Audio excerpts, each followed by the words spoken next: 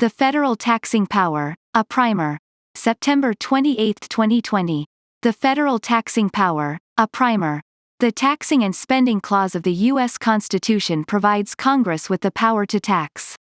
The U.S. Supreme Court has interpreted Congress's power to tax broadly, except for a few cases decided in the 1920s and 1930s, in which the court invalidated taxes that were functionally regulatory penalties on the ground that they exceeded Congress's legislative authority. But while the Taxing and Spending Clause grants Congress broad authority to lay and collect taxes, the Constitution also contains clauses that expressly circumscribe the taxing power. The meanings of some of these express limitations appear evident, and thus are less subject to dispute.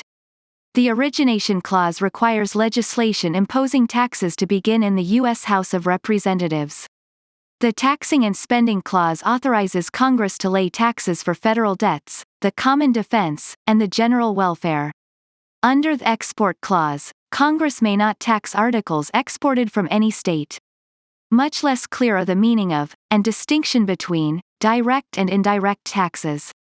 Pursuant to Article 1, Section 2, Clause 3 and Article 1, Section 9, Clause 4 of the U.S. Constitution, direct taxes are subject to the rule of apportionment, meaning Congress must set the total amount to be raised by the direct tax, then divide that amount among the states according to each state's population.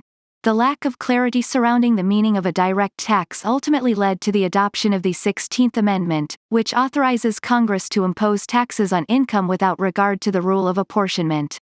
Article 1, Section 8, Clause 1 of the U.S. Constitution subjects duties, imposts, and excise taxes, collectively referred to as indirect taxes, to the rule of uniformity.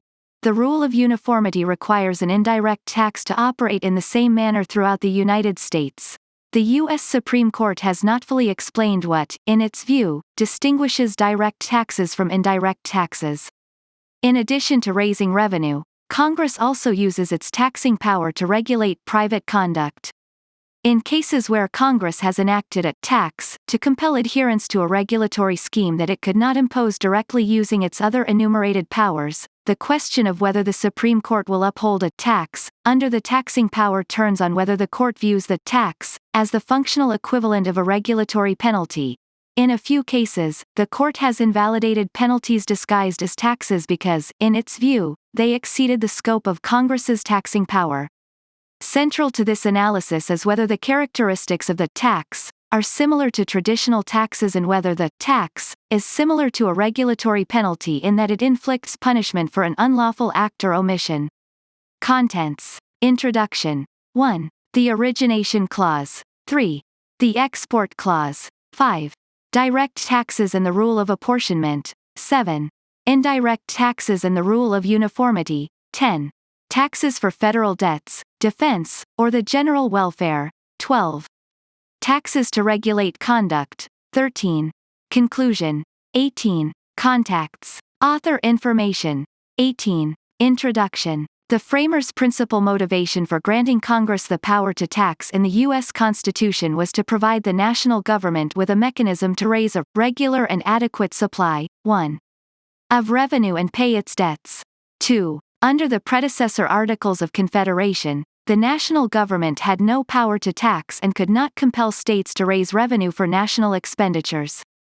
3. The national government could requisition funds from states to place in the common treasury, but, under the Articles of Confederation, state requisitions were mandatory in theory only. 4. State governments resisted these calls for funds. 5. As a result, the national government raised very little revenue through state requisitions. 6. Inhibiting its ability to resolve immediate fiscal problems, such as repaying its Revolutionary War debts. 7. By contrast, the Constitution provides Congress with broad authority to lay and collect taxes. Article 1, Section 8, Clause 1 of the Constitution, commonly known as the Taxing and Spending Clause. 8. Empowers Congress to lay and collect taxes, duties, imposts and excises, to pay the debts and provide for the common defense and general welfare of the United States, but all duties, imposts and excises shall be uniform throughout the United States. 9. The U.S. Supreme Court has described Congress's power to tax as very extensive. 10. Supreme Court Chief Justice Salmon P. Chase famously described the taxing power in the license tax cases. It is given in the Constitution, with only one exception and only two qualifications. Congress cannot tax exports, and it must impose direct taxes by the rule of apportionment, and indirect taxes by the rule of uniformity.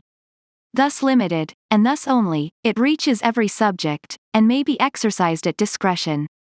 11. The Constitution provides several express limits on the manner in which taxes may be imposed. First, legislation imposing taxes must originate in the House of Representatives. 12. Second, the Constitution precludes Congress from taxing articles exported from any state. 13. Third, while Congress may impose capitation or other direct taxes. 14.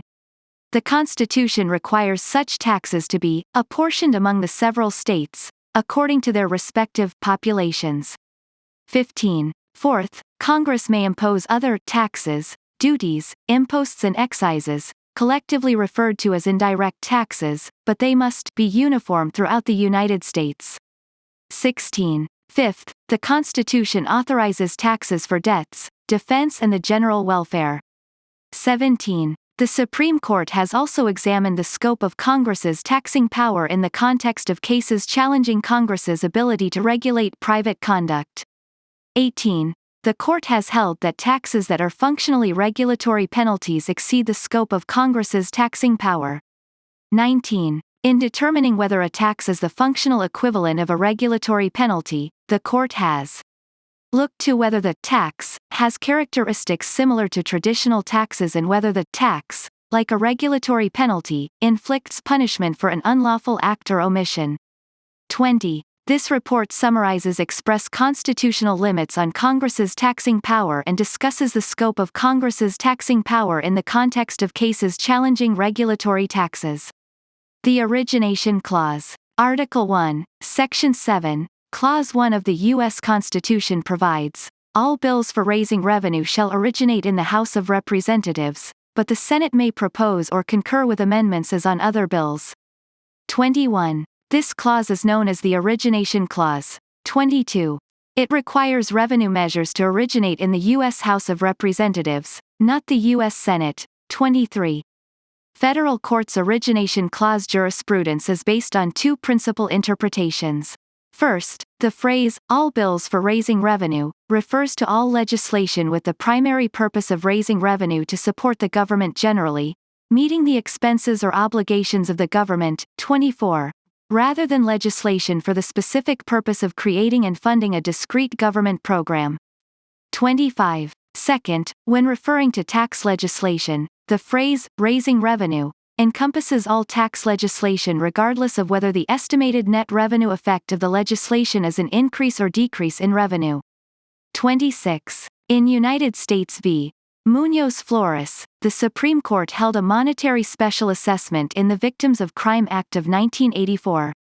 27. Did not violate the Origination Clause, even though the act originated in the Senate and created revenue for the U.S. Treasury's general fund incidental to its primary purpose, because it was not a bill for raising revenue.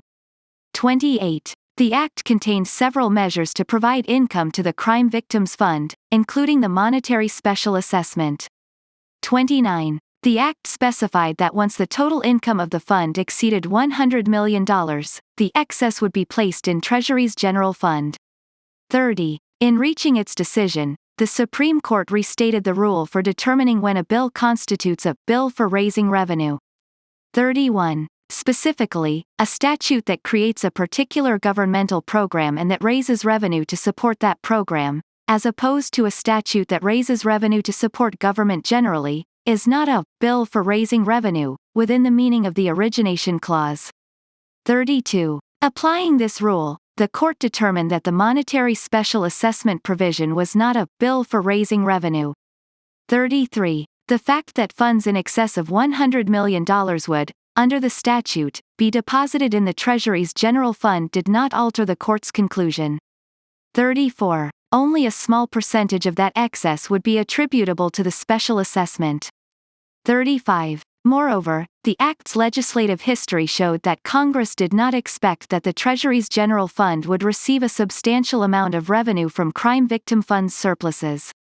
36. The Court found that any revenue for the General Treasury that the monetary special assessment creates is thus incidental to that provision's primary purpose. 37. Several lower courts in the 1980s heard cases in which taxpayers challenged the constitutionality of the Tax Equity and Fiscal Responsibility Act of 1982 (TEFRA), on the ground that TEFRA's passage violated the Origination Clause. 38. The tax bill introduced by the House of Representatives would have yielded an estimated net loss of almost $1 billion over 5 years. 39. Upon arrival in the Senate, the Senate struck out all of the provisions except for the enacting clause and added provisions estimated to provide a net revenue increase of about $100 billion over 3 years. 40. Because only the Senate version of TEFRA would have yielded a net revenue increase, the taxpayers challenging the statute argued that TEFRA originated in the Senate as a bill to raise revenue, in violation of the Origination Clause. 41. The courts hearing these challenges to TEFRA embraced an expansive interpretation of the phrase, raising revenue, concluding that all legislation relating to taxes was legislation that raised revenue, within the meaning of the Origination Clause, and upheld TEFRA as constitutional. 42. The Export Clause. Article 1, Section 9, Clause 5 of the U.S. Constitution prohibits Congress from laying taxes and duties on articles exported from any state. 43. This clause is known as the Export Clause. 44. The Export Clause applies to taxes and duties, not user fees. 45. The U.S. Supreme Court has interpreted the Export Clause to address shipments only to foreign countries, not shipments to unincorporated territories, such as Puerto Rico and the Commonwealth of the Northern Mariana Islands. 46. The Court has also construed the Export Clause as requiring, not simply an omission of a tax upon the articles exported, but also a freedom from any tax which directly burdens the process of exporting. 47. For example, in United States v. IBM, the Supreme Court held that an excise tax 48 on insurance premiums paid to foreign insurers for policies insuring exported goods was unconstitutional under the Export Clause. 49. In IBM, the parties agreed that the facts and issue before the court were largely indistinguishable from an earlier case, Thames and Mersey Marine Insurance Co. v. United States, 50. In which the court held that a tax on insuring exports was functionally the same as a tax on exports. 51. Applying stare decisis principles, the court declined to overrule Thames and Mersey Marine Insurance absent additional briefing from the parties on whether the insurance policies subject to the excise tax were so closely connected to the goods that the tax is, in essence, a tax on exports. 52. The Supreme Court has ruled that the Export Clause's restriction on the taxing power does not extend to several taxes, such as a tax on all property alike, including property intended for export but not in the course of exportation. 53. A non-discriminatory tax on an exporter's income. 54. And a stamp tax to identify goods intended for export. 55. Direct taxes and the rule of apportionment. The U.S. Constitution subjects direct taxes to the rule of apportionment.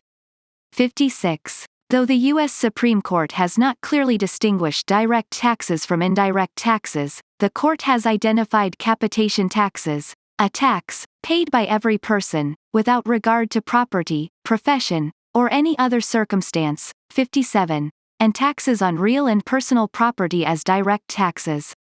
58. Under the rule of apportionment, Congress sets the total amount to be raised by a direct tax, then divides that amount among the states according to each state's population. 59. Thus, a state with 1/20th of the nation's population would be responsible for 1/20th of the total amount of direct tax without regard to that state's income or wealth levels. 60. The Supreme Court first interpreted the Constitution's direct tax language shortly after the nation's founding, in Hilton v. United States, 61. Hilton presented the question of whether an unapportioned tax on carriages was a direct tax, and therefore unconstitutional. 62. In 3 separate opinions, the deciding justices 63 each held that the tax was not direct within the meaning of the Constitution and suggested that the term direct taxes applied only to a narrow class of taxes that includes 1. Capitation taxes. 64. And 2. Taxes on land. 65. In Hilton, the Supreme Court adopted a functional approach to determine whether a tax is direct, focusing on whether the tax at issue can be apportioned and, if so, whether apportionment would produce significant inequities among taxpayers.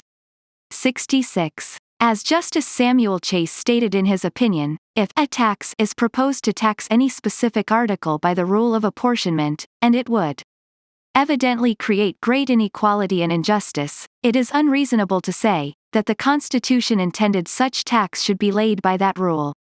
67. As the court recently explained its holding in Hilton, the court upheld the tax, in part reasoning that apportioning such a tax would make little sense, because it would have required taxing carriage owners at dramatically different rates depending on how many carriages were in their home state. 68. The court in Hilton did not, however, offer a comprehensive definition of the types of taxes that are direct. 69. The Supreme Court expanded on its interpretation of direct taxes in its 2 decisions in Pollock v. Farmers Loan and Trust Co., 70.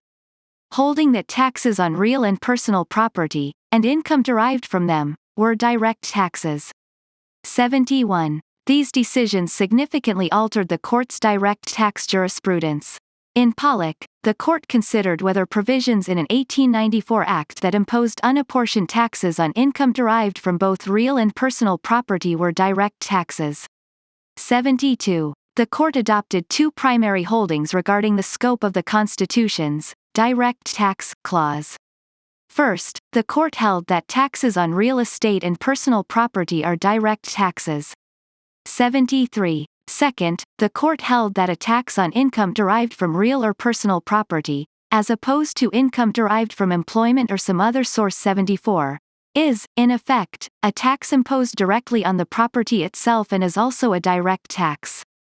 75. Applying these holdings, the court held that the provisions before it were unconstitutional because they were unapportioned taxes on income derived from real and personal property.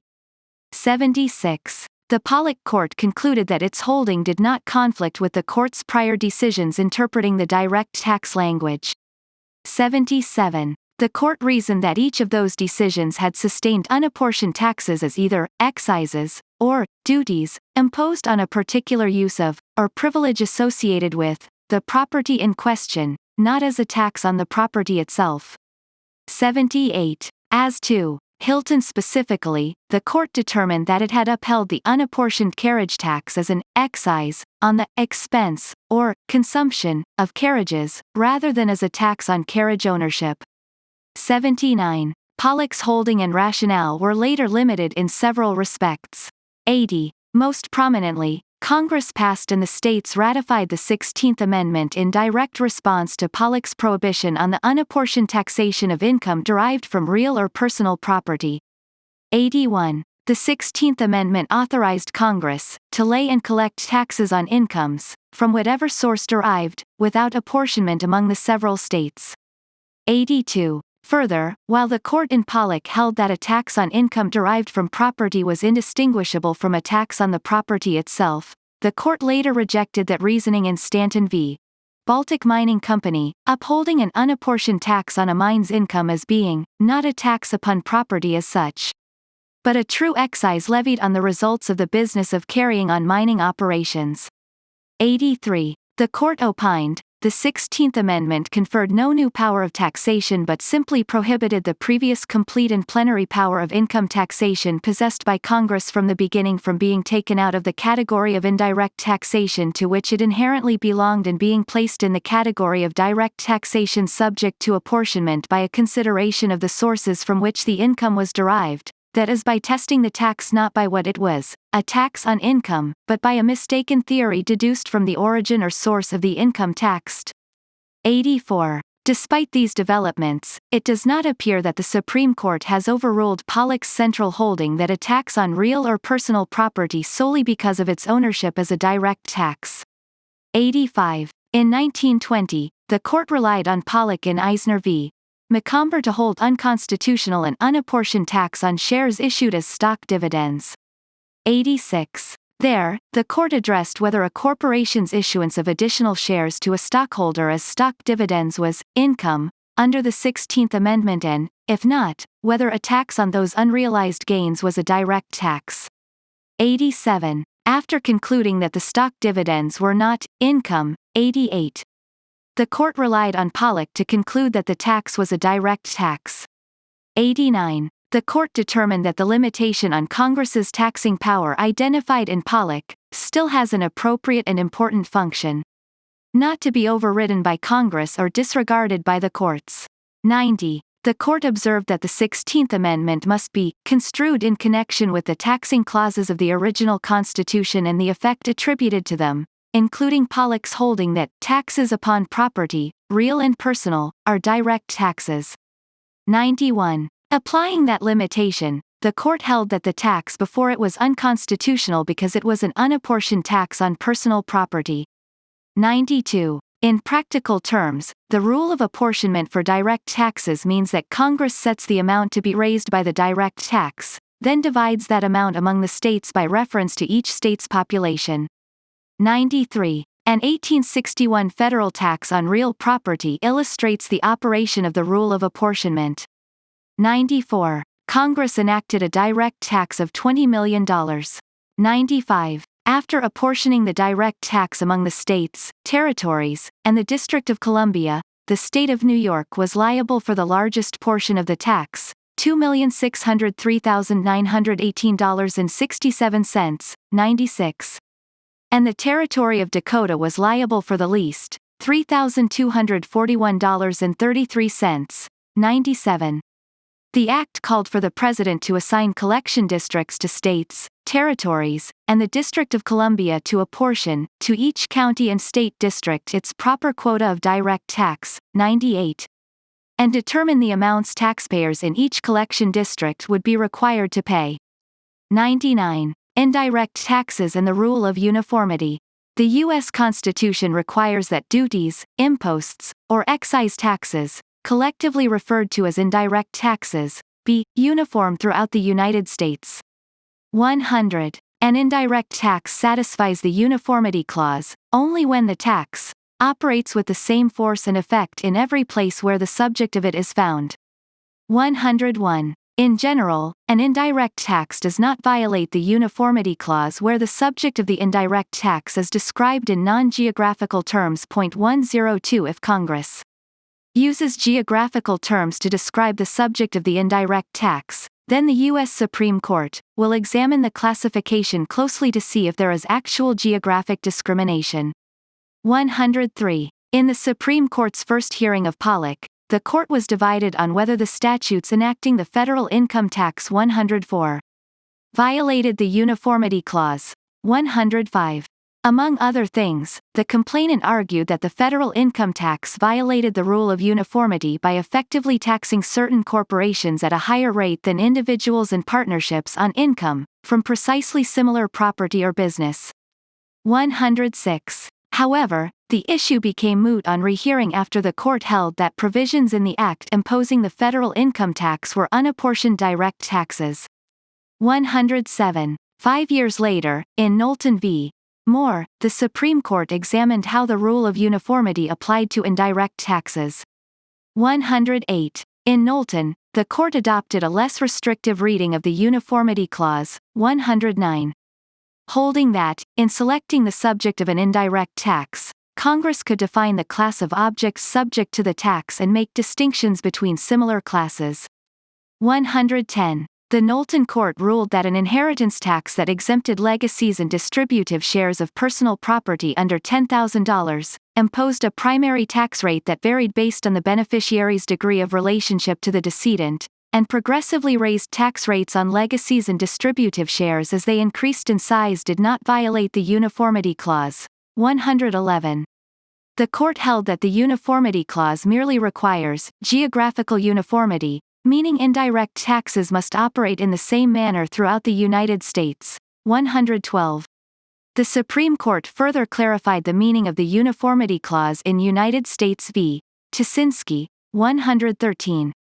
In Tuschinski, the court ruled that the Crude Oil Windfall Profit Tax Act of 1980, 114, which made the windfall profit tax inapplicable to exempt Alaskan oil, 115, did not violate the Uniformity Clause despite the Act's inclusion of favorable treatment for a geographically defined classification.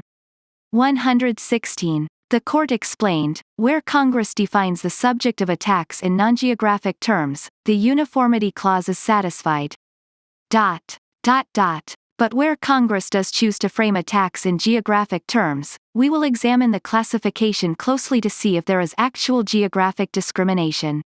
117. The court held that the geographically defined classification was constitutional because Congress used neutral factors relating to the ecology, environment, and the remoteness of the location to conclude the exempt Alaskan oil classification merited favorable treatment.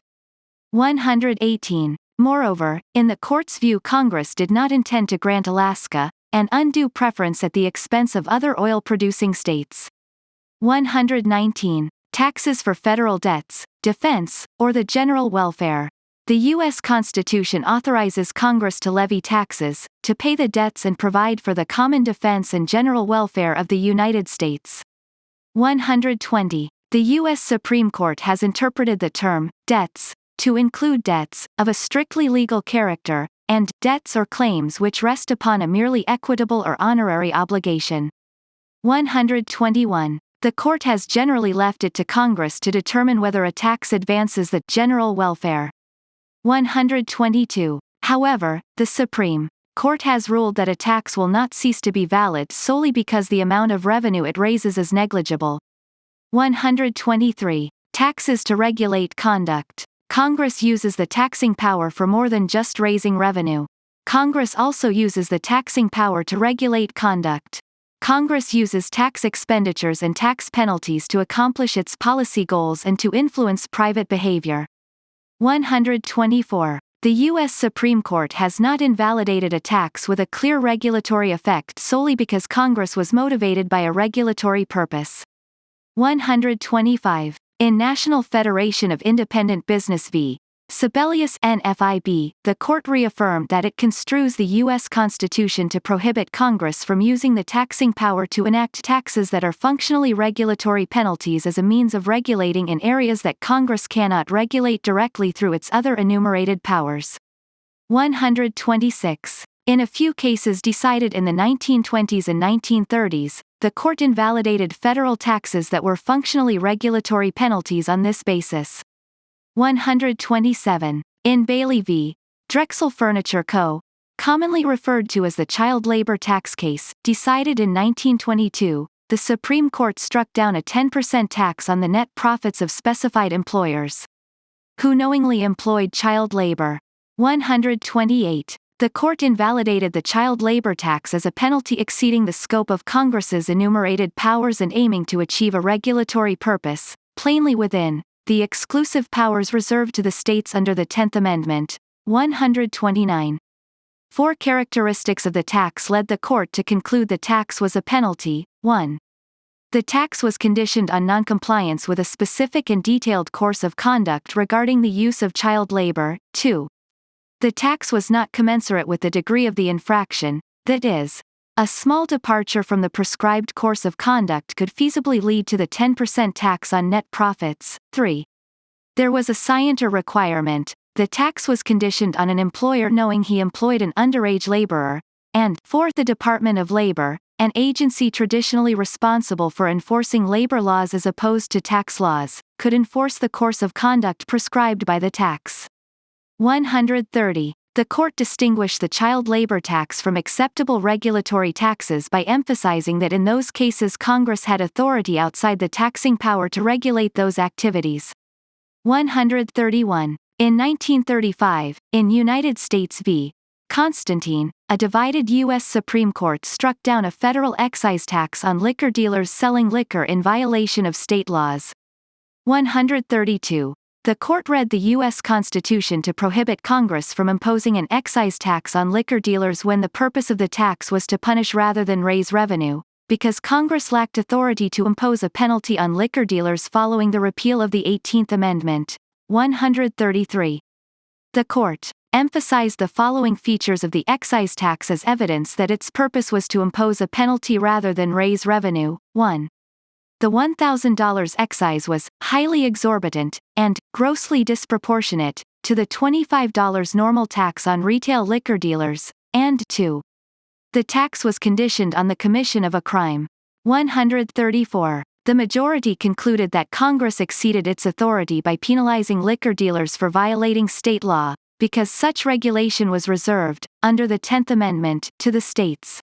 135. The majority expressed that allowing the federal government to impose penalties for violating state law would obliterate the distinction between the delegated powers of the federal government and those reserved to the states. 136. The next year, in United States v.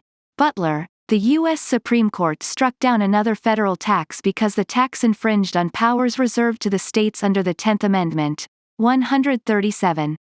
In Butler, the act at issue included a tax on agricultural producers to raise funds to subsidize certain crops and control agricultural commodity prices. 138. The court ruled that Congress did not hold the power to regulate the purely local activity, 139, of controlling agricultural production, because the power to regulate local activity was reserved to the states. 140. The Supreme Court has limited the applicability of these nearly 100-year-old decisions. 141. In later cases, the court upheld regulatory taxes without specifying whether Congress had authority to regulate the activity subject to tax under its other enumerated powers. 142. For instance, in Sunzinski v. United States, the court rejected a challenge to a federal license tax on dealers, importers, and manufacturers of certain firearms. 143. The petitioner alleged the tax was a penalty imposed for the purpose of suppressing traffic in a certain noxious type of firearms, the local regulation of which is reserved to the states. 144. The court explained, every tax is in some measure regulatory. To some extent it interposes an economic impediment to the activity taxed as compared with others not taxed. But a tax is not any the less a tax because it has a regulatory effect, and it has long been established that an act of Congress which on its face purports to be an exercise of the taxing power is not any the less so because the tax is burdensome or tends to restrict or suppress the thing taxed. Inquiry into the hidden motives which may move Congress to exercise a power constitutionally conferred upon it is beyond the competency of courts. They will not undertake, by collateral inquiry as to the measure of the regulatory effect of a tax, to ascribe to Congress an attempt, under the guise of taxation, to exercise another power denied by the federal Constitution. 145. Similarly, in United States v. Sanchez, the U.S. Supreme Court upheld a tax on unregistered transfers of marijuana that was challenged based on its penal nature. 146. In upholding the tax, the court remarked, it is beyond serious question that a tax does not cease to be valid merely because it regulates, discourages, or even definitely deters the activities taxed. 147. Moreover, the court stated, nor does a tax statute necessarily fall because it touches on activities which Congress might not otherwise regulate. 148. In NFIB, the U.S. Supreme Court confirmed that the taxing power provides Congress with the authority to use taxes to carry out regulatory measures that might be impermissible if Congress enacted them under its other legislative powers. 149. In NFIB, the court upheld the constitutionality of a provision in the Patient Protection and Affordable Care Act 150, requiring individuals to either purchase minimum health insurance, commonly referred to as the individual mandate, or pay a penalty, in lieu of purchasing minimum health insurance.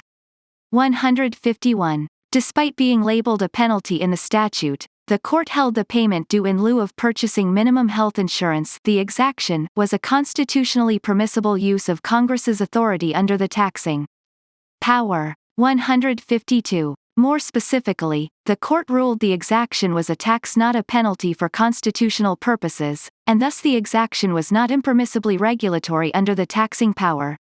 153. The court applied a functional approach that looked at the exaction's substance and application, to conclude the exaction was not a penalty for constitutional purposes.